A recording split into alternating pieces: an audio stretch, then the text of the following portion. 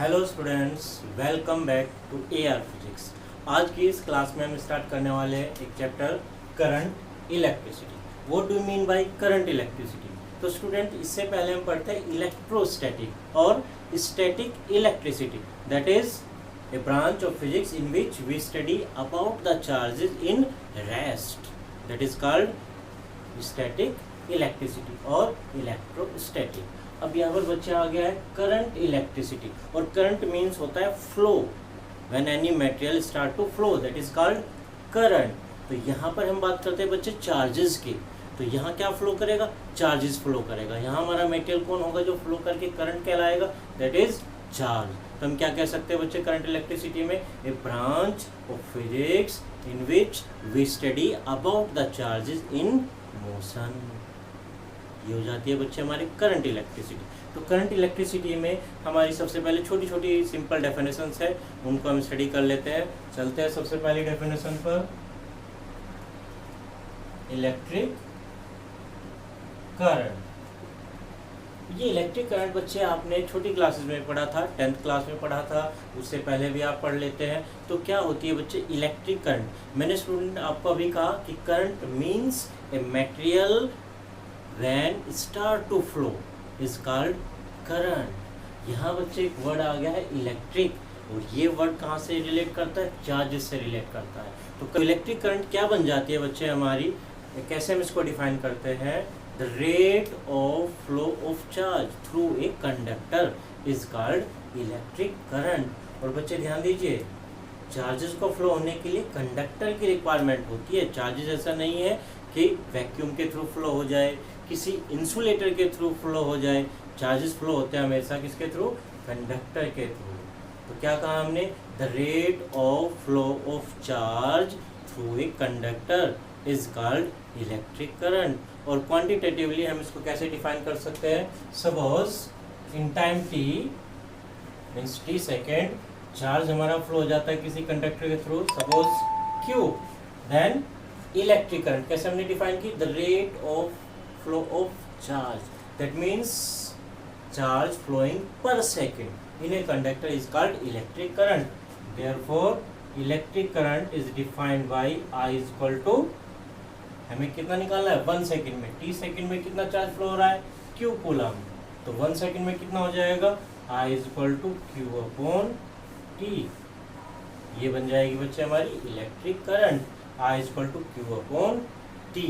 अब यहाँ से अगर हम इसकी यूनिट डिफाइन करना चाहें तो बच्चे क्या बन जाएगा? Q चार्ज, चार्ज का यूनिट क्या होता है? कूलम। T टाइम, टाइम का unit second, coulomb per second. और आप इसको कैसे लिख सकते हैं? Coulomb second inverse. और बच्चे इलेक्ट्रिक करंट का SI यूनिट हमने डिफाइन किया है एम्पियर।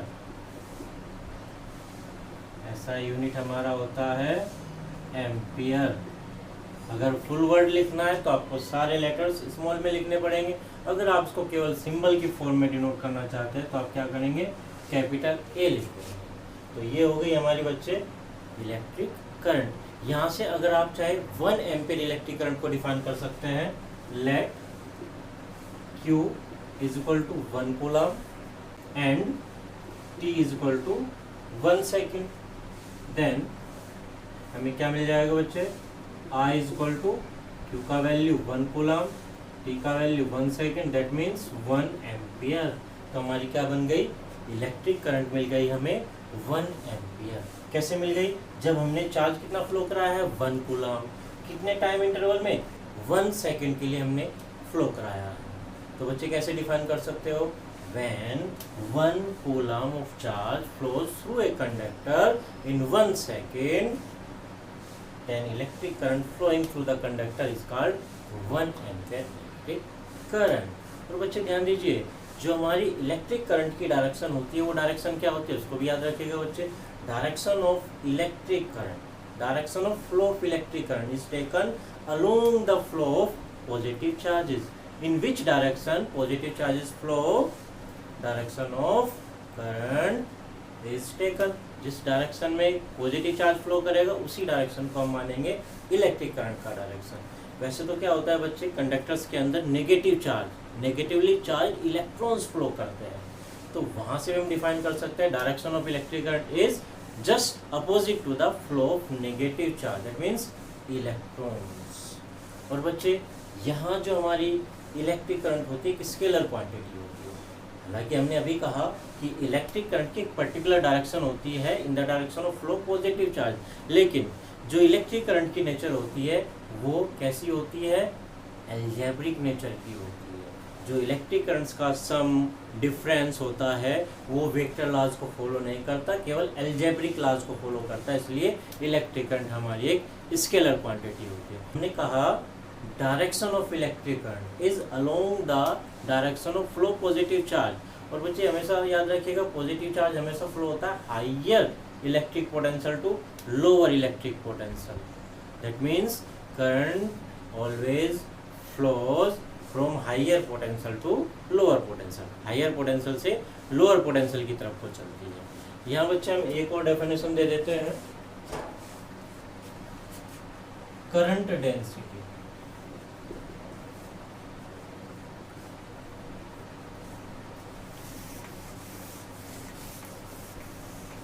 यहाँ बन गई बच्चे करंट डेंसिटी। हमने बहुत तरह की डेंसिटीज पढ़ी हुई है, हमने सिंपली पढ़ी हुई है mass density, mass upon volume, हम छोटी क्लासेस में निकाला करते हैं। यहाँ हमारी एक टर्म आ गई है करंट डेंसिटी, तो ये भी कुछ इसी तरह से होगी, लेकिन बच्चे यहाँ पर वॉल्यूम नहीं आता।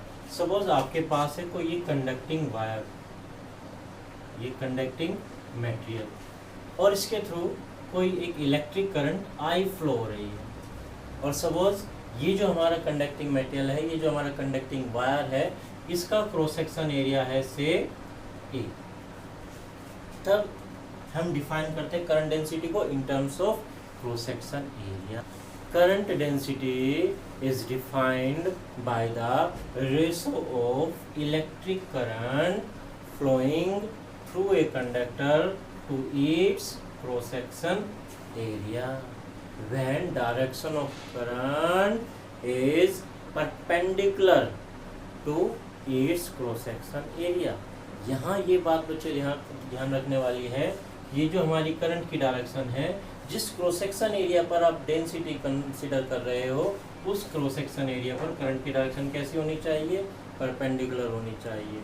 तो हमारी बन जाती है current density it is denoted by J, J is equal to I upon A. Unit क्या बन जाएगी, एम्पियर, करंट का unit, A area, unit metre square, means ampere metre पर मीटर स्क्वायर, ये आप यूनिट बना सकते। हाँ स्टूडेंट, यहाँ पर एक बात ध्यान रखिए, हमारी जो करंट डेंसिटी होती है that is a vector quantity. यहाँ करंट डेंसिटी वेक्टर लॉज को फॉलो करती है। अगर हम यहाँ पर एल्जेब्रिक लॉज को अप्लाई कर देते हैं तो हमारे रिजल्ट सूटेबल नहीं बनते हैं, तो इसके लिए हमें क्या करना पड़ता है, करंट डेंसिटी को वेक्टर ट्रीटमेंट देना पड़ता है। अब यहाँ से बच्चे आगे बढ़ते हैं, कुछ और डेफिनेशंस की तरफ चलते हैं। नेक्स्ट डेफिनेशन हम पढ़ते हैं इलेक्ट्रिक सेल। अभी बच्चे हमने इलेक्ट्रिक करंट की डेफिनेशन में कहा electric current is the flow of charge. जब चार्ज फ्लो करता है किसी कंडक्टर के थ्रू तो हम कहते हैं कि उस कंडक्टर में इलेक्ट्रिक करंट फ्लो हो रही है। और बच्चे जब चार्ज फ्लो करेगा कंडक्टर के थ्रू तो उसको क्या चाहिएगा, एनर्जी। विदाउट एनर्जी कोई वर्क पॉसिबल नहीं है, तो चार्जेस को भी फ्लो होने के लिए कंडक्टर में क्या चाहिए, एनर्जी चाहिए। जब सपोज ये हमारा कंडक्टर है, यहाँ हमारा कोई चार्ज है, इस चार्ज को मैं यहाँ से इस एंड से दूसरे एंड तक फ्लो कराना चाहता हूँ, तो क्या चाहिए, इसको चाहिए energy. Without energy charge flow नहीं होगा, तो क्या करना चाहिए, हमें कोई एक ऐसा सोर्स अप्लाई करना चाहिए, कोई एक ऐसा ऑब्जेक्ट इसके साथ कनेक्ट करना चाहिए जिससे कि चार्जेस के फ्लो होने के लिए उसको एनर्जी प्रोवाइड कराता रहे, that is called electric cell. Suppose ये हमारा कंडक्टर है जिसके थ्रू हम चार्ज फ्लो कराना चाहते हैं, चार्ज इसके अंदर प्रेजेंट है, सपोज ये कोई एक इलेक्ट्रिक चार्ज इसके अंदर प्रेजेंट है। अब मैं इस चार्ज को इस एंड से दूसरे एंड तक फ्लो कराना चाहता हूँ, तो क्या चाहिए इसको, एनर्जी। तो एनर्जी प्रोवाइड कराने के लिए मैं एक ऐसी डिवाइस कनेक्ट करूँगा जो इसको कंटिन्यूसली एनर्जी सप्लाई करते रहे, जिसको हम कहेंगे इलेक्ट्रिक सेल।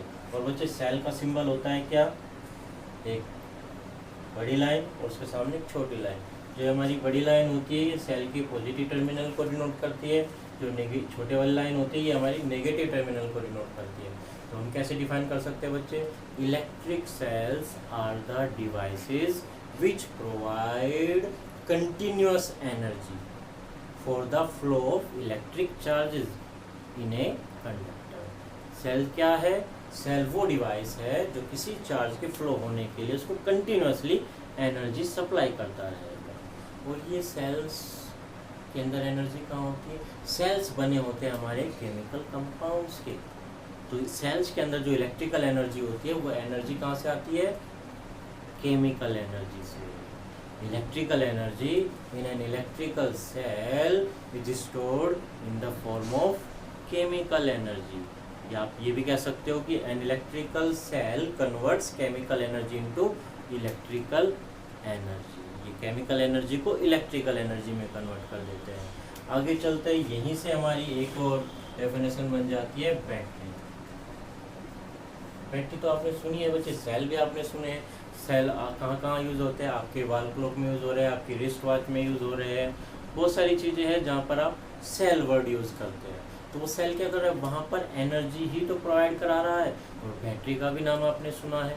बैटरी क्या है, battery is the combination of 2 और मोर इलेक्ट्रिकल सेल्स।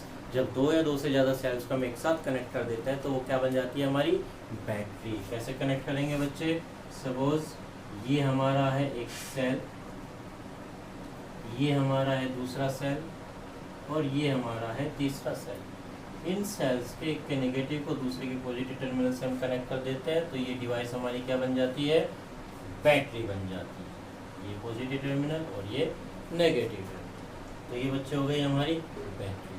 तो इससे आगे मूव करते हैं नेक्स्ट डेफिनेशन की ओर। नेक्स्ट डेफिनेशन पर चलते हैं बच्चे, वो क्या है हमारी इलेक्ट्रोमोटिव फोर्स।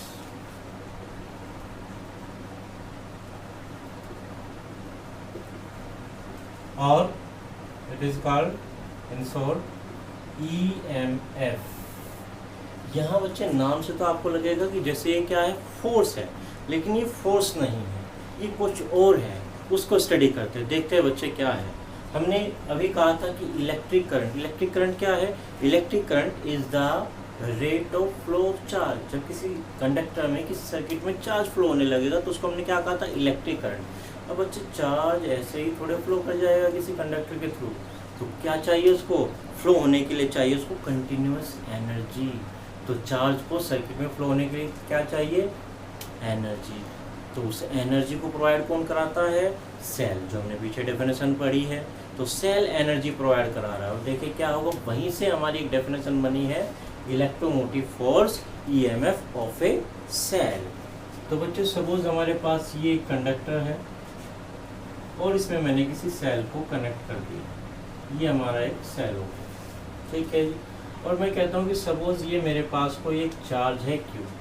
करंट का फ्लो होगी जब ये चार्ज इस सर्किट में कंप्लीट फ्लो हो जाएगा, 1 राउंड कंप्लीट कर लेगा चार्ज, तभी हम कहेंगे कि सर्किट में कुछ करंट फ्लो हो गई है, ठीक है।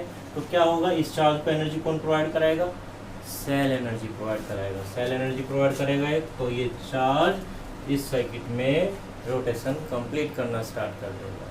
कंटिन्यूस सप्लाई रहेगी बैटरी के थ्रू या सेल के थ्रू, तो ये चार्ज कंटिन्यूसली सर्किट में मूव करता रहेगा। तो इसी वर्क डन से, इस एनर्जी सप्लाई से हम डिफाइन करते हैं इलेक्ट्रोमोटिव फोर्स। तो क्या कहेंगे बच्चे इलेक्ट्रोमोटिव फोर्स के बारे में, the work done by a cell और energy provided by a cell to move a unit positive charge throughout the circuit is called EMF, electromotive force. The energy supplied or work done by a cell to move a unit positive charge throughout the circuit is called electromotive force. If W is the work done to move a charge Q charge को move कराने के लिए यहाँ total energy खर्च हो रही है कितनी, W वर्क ये सेल कर रहा है, ठीक है जी। Then according to definition EMF क्या है, the work done to move a unit positive charge, means unit charge के लिए कितना वर्क डन हो जाएगा, W/Q। This work done for unit charge is called electromotive force, it is denoted by E। तो EMF is equal to W upon Q बन गया बच्चे। Unit आप डिफाइन कर सकते हैं, W वर्क डन है means joule, Q charge coulomb पर कूलाम, इसको आप ऐसे लिख सकते हैं जूल पर coulomb means joule coulomb inverse. और SI यूनिट क्या बनती है इसकी बच्चे? SI यूनिट होती है वोल्ट और इसको हम डिनोट करते हैं कैपिटल V से। तो ये यहाँ तो हो गया हमारे बच्चे EMF work done to move a unit charge throughout the circuit. पूरे सर्किट में फ्लो करने के लिए यूनिट चार्ज को जो एनर्जी सप्लाई कर रहा है, जो वर्क कर रहा है सेल, उसको आपने कहा है इलेक्ट्रोमोटिव फोर्स। अब यहीं पर बच्चे एक और डेफिनेशन हमारी कनेक्ट होती है, वो हमारी क्या होती है?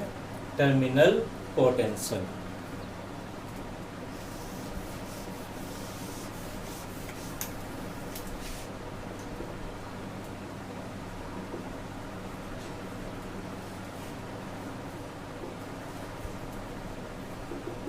और पोटेंशियल डिफरेंस।